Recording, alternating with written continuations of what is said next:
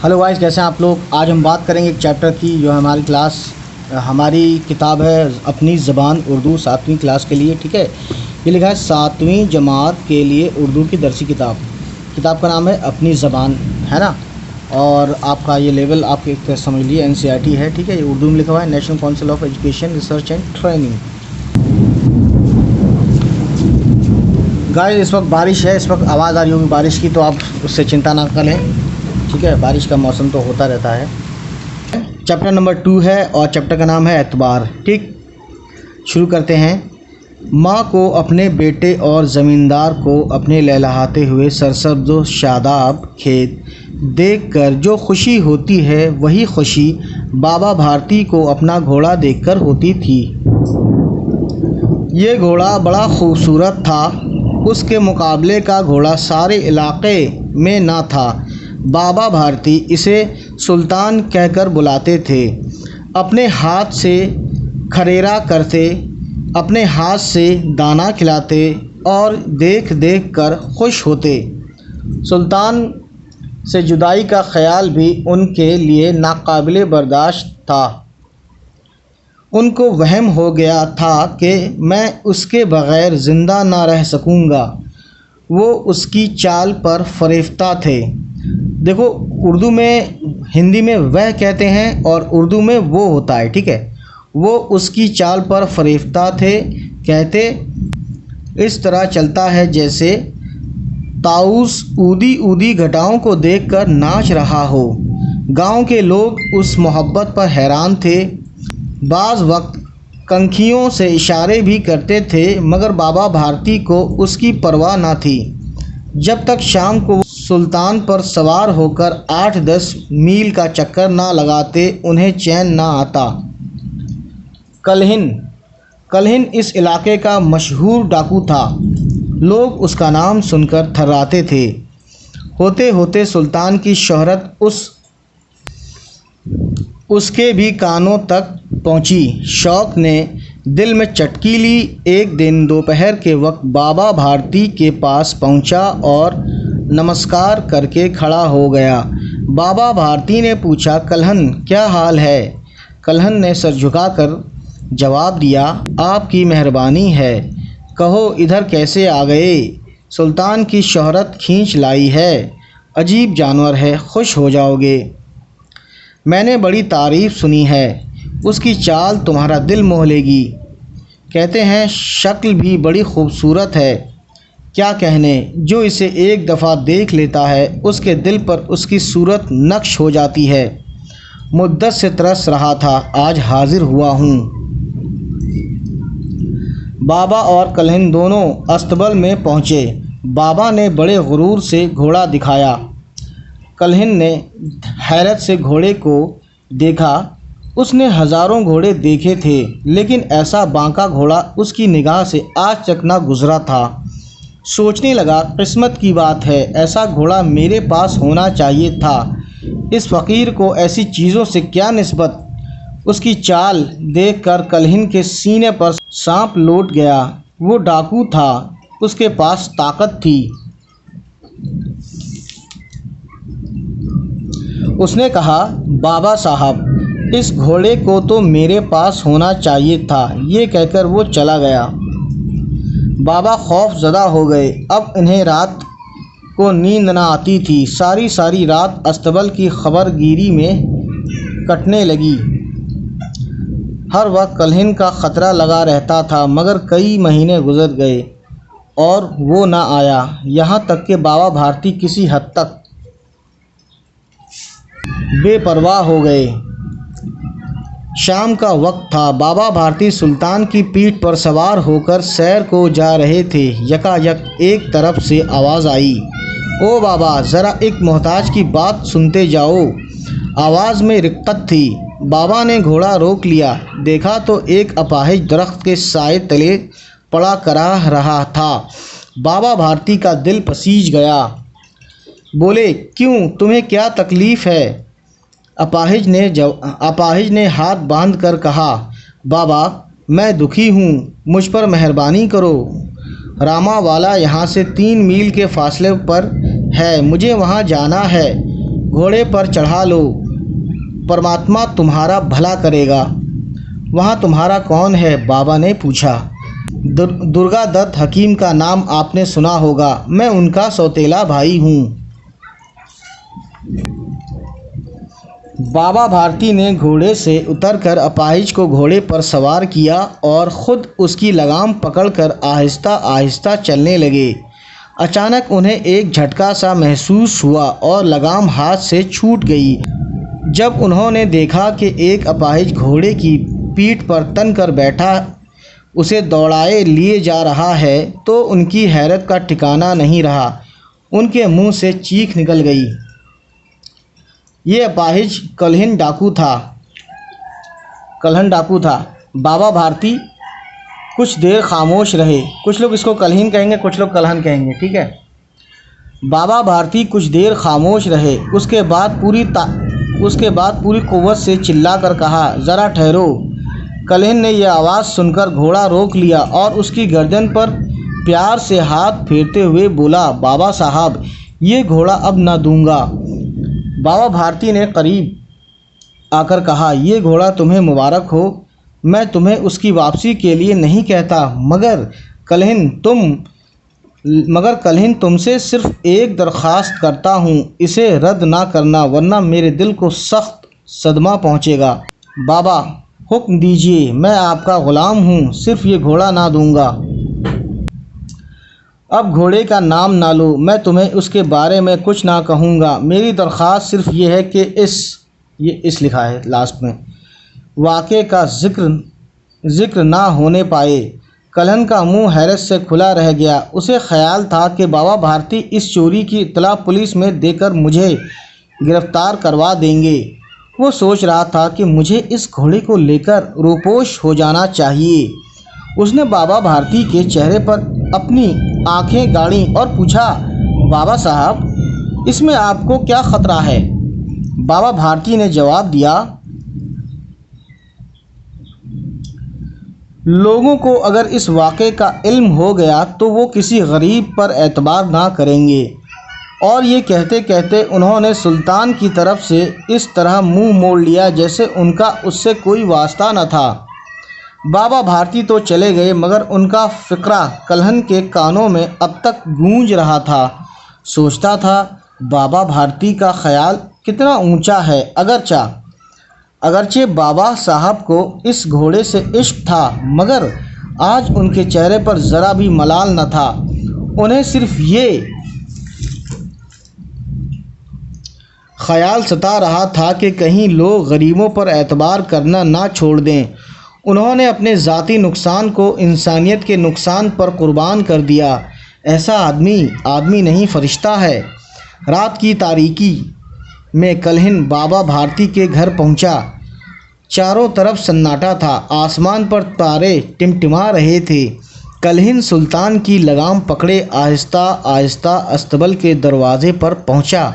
दरवाज़ा खुला था। कभी वहां बाबा भारती लाठी लेकर पहरा देते थे। कलहन ने आगे बढ़कर सुल्तान को उसकी जगह पर बांध दिया और बाहर निकलकर दरवाज़ा एहतियात से बंद कर दिया। उस वक्त उसकी आंखों में खुशी के आंसू थे। सुबह होते ही बाबा भारती ने अपने कमरे से निकलकर सर्द पानी से गुस्ल किया। उसके बाद उनके पांव अस्तबल की तरफ इस तरह बढ़े जैसे कोई ख्वाब में चल रहा हो, मगर दरवाज़े पर पहुंचते ही वो चौंक पड़े। उन्हें अपनी गलती का एहसास हुआ। अब घोड़ा वहाँ कहाँ था? घोड़े ने अपने मालिक के कदमों की चाप को पहचान लिया और ज़ोर से हिनहिनाया। बाबा भारती दौड़ते हुए अस्तबल के अंदर चले गए और अपने घोड़े के गले से लिपटकर इस तरह रोने लगे जैसे बिछड़ा हुआ बाप मुद्दत के बाद बेटे से मिलकर रोता है। बार बार उसकी गर्दन पर हाथ फेरते और कहते थे, अब कोई गरीबों की मदद करने से इनकार ना करेगा। तो ये थी कहानी बाबा भारती, जो उनका चहेता घोड़ा था। उसके बावजूद भी उसके छिन जाने के बाद बाबा भारती ने सिर्फ इस बात को ज़िंदा रखा कि इंसानियत का तकाज़ा यही है कि कोई भी गरीबों की मदद करे, ना कि उनसे भागे। तो उन्होंने इसीलिए आपने यहाँ देखा कि उन्होंने अपने ज़ाती नुकसान यानी कि ख़ुद का नुकसान तो झेल लिया, लेकिन इंसानियत के नुकसान, जो इंसानियत का नुकसान था उस पर कुर्बान कर दिया। यानी कि अपने घोड़े को जाने दिया, उससे इसरार नहीं किया कि भाई मेरे घोड़े को वापस करो, ना ही लड़ाई की, है ना ही उसकी शिकायत की, ठीक है। और उन्होंने इस बात पर ज़ोर देकर कलहिन को ये बात बताई कि किसी से ये बात कहना मत। तो गाइस देखते हैं हम वर्ड मीनिंग, मायने याद कीजिए, ठीक है। तो मैं इसको पढ़ देता हूँ। यह खरेरा, खरेरा बोलते हैं घोड़े के जिस्म की सफाई के लिए एक तरह का ब्रश। फरिश्ता मतलब आशिक। ये सभी वर्ड जो ये हैं ये इसमें आए हैं कहानी में। आप इसको पढ़ के फिर दोबारा पढ़ेंगे तो आपको आसानी होगी। ताउस बोलते हैं मोर को फारसी में, ठीक है। कंखियों से देखना मतलब नज़रें बचाकर देखना। दिल मोह लेना मतलब दिल लुभाना। सूरत नक्श हो जाना, सूरत का दिल में बैठ जाना। अस्तबल घोड़े बांधने की जगह, बांका, अलबेला या सजीला। निस्बत ताल्लुक। ऊदी मतलब गहरे बैंगनी रंग की। सीने पर सांप लोटना एक मुहावरा है, मतलब है हसद करना। हसद करना मतलब किसी की बड़ाई बर्दाश्त ना करना। खबरगिरी यानी कि खबर रखना या देखभाल। मोहताज यानी ज़रूरतमंद या फिर हाजतमंद। दिल पसीजना एक मुहावरा है, मतलब है दिल नरम होना या तरस खाना। अपाहिज जिस्मानी तौर पर माजूर, विकलांग जिसे हिंदी में बोलते हैं हम लोग। मुंह खुला रह जाना एक मुहावरा है, यानी हैरान रह जाना या ताज्जुब में पड़ना। रोपोश मतलब गायब। मलाल अफसोस या रंज, दुख, है ना, हिंदी में दुख बोलते हैं। चाप मतलब बोलते हैं कदमों की आहट। आवाज़ में रिक्कत यानी कि रोने की सी आवाज़, रोहासी आवाज़ या दर्द भरी आवाज़, दुख भरी आवाज़, ठीक है। तो ये थी कहानी। अब बात करते हैं हम क्वेश्चन आंसर्स की। तो देखिए इसमें बाबा भारती अपना घोड़ा, पहला क्वेश्चन है बाबा भारती अपना घोड़ा देखकर क्यों खुश होते थे। तो गाइज़ मैं इसको पढ़ देता हूँ ताकि आपको ये क्वेश्चन समझ में आ जाए, उसके बाद मैं जवाब इसका लिखूँगा नेक्स्ट उसमें वीडियो में। दूसरा क्वेश्चन है बाबा भारती के घोड़े के चाल कैसी थी। बाबा भारती के घोड़े की चाल कैसी थी, है ना। अब देखते हैं क्वेश्चन नंबर 3, सवाल नंबर 3, ठीक है। कलहिन कौन था। कलहिन कहें या कलहिन कहें या कलहन कहें, है ना, कलहिन वैसे सही लग रहा है। कलहिन कौन था और बाबा उससे खौफज़दा क्यों रहते थे। खौफज़दा मतलब डरे हुए क्यों रहते थे। चौथा सवाल है बाबा भारती का घोड़ा देखकर कलहिन के सीने पर सांप क्यों लौट गया, ठीक है। सवाल नंबर 5, अपाहिज बनकर बाबा भारती से किसने मदद मांगी। जाहिर है कलहिन ने मांगी थी। बाबा भारती, सवाल नंबर 6, बाबा भारती ने कलहिन से क्या दरख्वास्त की, ठीक है, आपको पता ही है। सवाल नंबर 7, फिर भी मैं इसके आंसर लिखवाऊंगा सबके। बाबा भारती ने कलहिन से क्यों कहा कि उस वाक़े का जिक्र किसी से ना करना। वाक़या बोलते हैं इंसिडेंस, ठीक है, ठीक है, घटना, हिंदी में घटना बोलते हैं, उर्दू में वाक़या बोलते हैं, वाक़या। सवाल नंबर 8, कलहिन ने बाबा भारती के बारे में क्या सोचकर घोड़ा उनके अस्तबल में बांध दिया। ज़ाहिर है उसके अंदर इंसानियत जाग गई, ठीक है। सवाल नंबर 3 है अपने घोड़े को वापस पाकर बाबा भारती ने क्या कहा, ठीक है। ये थी कहानी। अब इसमें देखते हैं आगे। ये सब मैं पढ़ के सुना रहा हूँ ताकि आपको जब बुक लेके बैठें और मेरी वीडियो देखते रहें, उसके बाद आपको एक सवाल कम से कम समझ में आ जाए। उसके बाद मैं आंसर इसके लिखूँगा, अपलोड करूँगा अगली वीडियो में। सही जुमलों पर सही यानी राइट का और गलत पर गलत यानी कि रॉन्ग का निशान लगाएं, ठीक है। पहला है कलहिन अपने इलाके का एक शरीफ इंसान था, ठीक है, आप जानते हैं डाकू था वो। जो भी बाबा के घोड़े को एक बार देख लेता उसके दिल पर उसकी सूरत नक्श हो जाती थी। नक्श होना यानी कि एक तरह से फ़ोटो खिंच जाना, ठीक है। वैसे नक्श बोलते हैं, जैसे एक पत्थर पे देखा होगा आपने, गाड़ के लिखते हैं, ठीक है, खोद के लिखते हैं पत्थर पे, उसे नक्श बोलते हैं। बाबा भारती का घोड़ा इस तरह चलता था जैसे ताऊस ऊदी ऊदी घटाओं को देखकर नाच रहा हो। एक अपाहिज दरख्त के साए तले पड़ा आराम कर रहा था। लोगों को अगर उस वाक़े का इल्म हो गया तो हर गरीब पर एतबार करने लगेंगे। ठीक है, आपको पता है गलत है ये। बाबा भारती को हर वक्त कलहन का ख़तरा लगा रहता था। 7 है, घोड़े ने अपने मालिक के कदमों की चाप को नहीं पहचान लिया था। आपको पता है, कहानी पढ़ ली आपने। तो कहानी की वीडियो जो मैंने पढ़ी है उसको आप 1-2 बार देख लेंगे तो आपको याद भी हो जाएगा। ठीक है, नीचे लिखे हुए लफ्ज़ों को अपने जुमलों में इस्तेमाल कीजिए। इस पर सेंटेंस बनाने हैं। लहलहाना, फरिफ्ता, खौफ, मेहरबानी, किस्मत, मुद्दत, बेपरवाह, दरख्वास्त, क़ुव्वत, एहतियात। ठीक है, अब आगे देखते हैं, इसका मैं बताऊंगा अगली वीडियो में। अब देखिए क्या है। अमली काम, खौफज़दा, खबरगिरी, बेपरवाह और रुपोश मरकब अल्फाज है। मरकब बोलते हैं कंपाउंड। मरकब से मुराद है ना, मरकब से मुराद या मतलब ऐसा लफ्ज़ है जिसमें एक से ज़्यादा लफ्ज़ इस तरह मिल गए हों या मिला दिए गए हों कि उनसे, ठीक है, दिए इसमें लिखा नहीं है, गए हों कि उनसे एक ही मायने लिए जाते हों। इस तरह आप भी 5 नए लफ्ज़ बनाइए। मतलब मरकब वर्ड का क्या है, 2 अलग अलग वर्ड लिए और उससे एक वर्ड बना। जैसे कि मान लीजिए बे और परवाह। ठीक है, बेपरवाह अलग अलग करेंगे तो मीनिंग सही समझ में नहीं आएगी। परवाह कोई पता नहीं चल रहा क्या है। बे का तो ये विलोम शब्द बनाने में इसका यूज़ किया जाता है, उर्दू और। ठीक है, तो देखो इसमें दोस्तों, भाइयों, बुजुर्गों, बेपरवाह 2 अलग अलग वर्ड लिए और मिला दिया तो उसका मीनिंग एक हुआ, यानी लापरवाह। बेपरवाह यानी केयरलेस। ठीक है, गौर कीजिए और लिखिए। ठीक है, बाबा भारती, लड़का, रोशनी, दहली, घोड़ा, खुशी, गंगा, दरिया, गुस्सा। ये मैं पढ़ के सुना दे रहा हूँ जो भी बुक में आपके है। अब देखिए क्या है। पहले किस्म के नाम ख़ास हैं। ये किसी ख़ास आदमी या किसी शहर या किसी ख़ास दरिया यानी कि नदी के लिए इस्तेमाल हुए हैं। उन्हें इसमें ख़ास या इसमें मारफा कहते हैं। ठीक है, इसमें ख़ास या इसमें मारफा। ठीक है, यानी जो स्पेशल नेम जो लिए जाते हैं, जैसे नदी हो गई।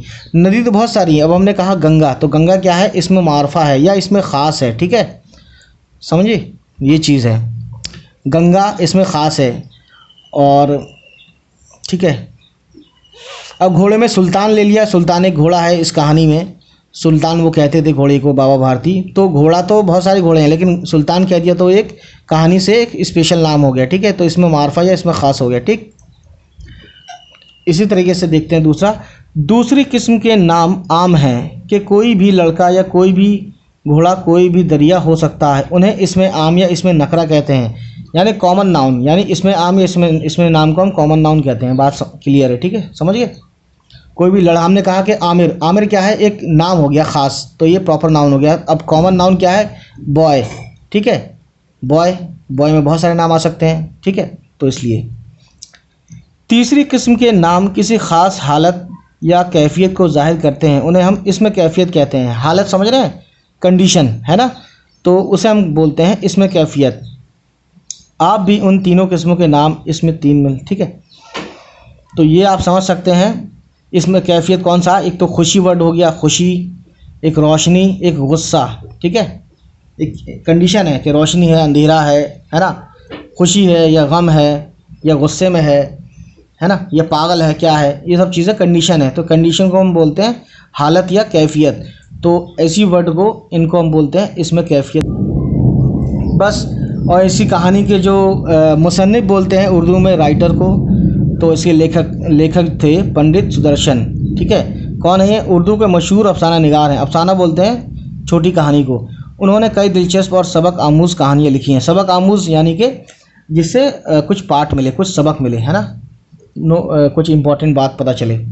ठीक है, कलहन डाकू बाबा भारती के घोड़े को धोखे से हासिल तो कर लेता है, लेकिन वो बाबा भारती के हुस्न अखलाक बोलते हैं वेल मैनर्स से मुतासिर होकर घोड़े को लौटा देता है। ठीक है, हमें ये गौर करना चाहिए कि अच्छे किरदार के असर से, अच्छे किरदार यानी कि वेल मैनर्स, है ना, के असर से बुरे लोग भी मुतासिर हो जाते हैं। मुतासिर होना यानी इम्प्रेस होना, कन्विंस। ठीक है, इम्प्रेस होना फ़िलहाल यहाँ पे। मुतासिर हो जाते हैं और वो अच्छा अमल करने की कोशिश करने लगते हैं। तो ये थी, अभी एक्सरसाइज वाला पार्ट आएगा आपके लिए, ठीक है। तो ये था और चैप्टर था, इसका नाम था एतबार। हमारे चैनल को सब्सक्राइब करें, वीडियो को लाइक करें, कमेंट करके बताएं कि वीडियो कैसी लगी, और जो भी सवालात आप पूछना चाहते हैं, क्वेश्चंस आप पूछना चाहते हैं, कमेंट पर आप कमेंट करें, ठीक है। उसके हम आपका जवाब देंगे, ठीक है। जो भी जिस टॉपिक पे भी आपको वीडियो चाहिए उस टॉपिक पर हम आपको वीडियो बना के देंगे। चलिए फिर मिलते हैं आपसे, बाय बाय, टेक केयर।